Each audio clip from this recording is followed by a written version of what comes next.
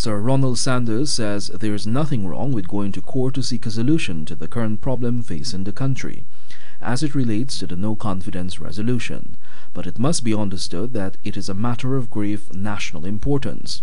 As such, the Guyanese diplomat said based on the current situation and given what is at stake, the court must pronounce on these matters in the shortest possible time. It is an urgent problem, and the court should therefore pronounce on it in the shortest possible time. Yes. And that shortest possible time should be no longer than 1 week, frankly, because every day that the court delays this matter, the political tension and anxiety grows. And that is not a good thing. Sir Sanders asserted that the court should not delay justice but should seek to make both a fair judgment and within a considerable time.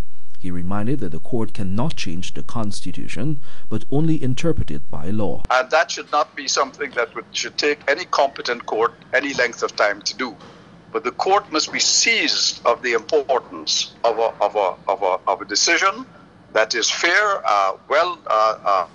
considered, but is swift, because the country's future is at stake. In cementing his argument, the Guyana-born diplomat said the country's future is at stake and nothing should allow the supreme law to be vilified. This is not a time in Guyana's history when it is on the cusp of becoming one of the wealthiest countries in Latin America and the Caribbean, and when it is faced with a hostile neighbor in Venezuela.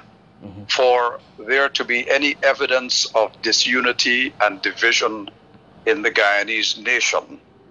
And there will be many who will seek to exploit the political differences in Guyana for their own benefit. However, Sir Sanders said this issue has great importance in terms of Guyana's membership with the Organization of American States and the United Nations, where the issue of constitutionality has come to the fore in recent years. It is why, for instance, at the present time, countries such as Venezuela, Nicaragua, Honduras, and even Guatemala are under scrutiny for not following the constitutional process. He pointed out that Guyana could head there if this matter is not addressed fairly and within the provisions that are available.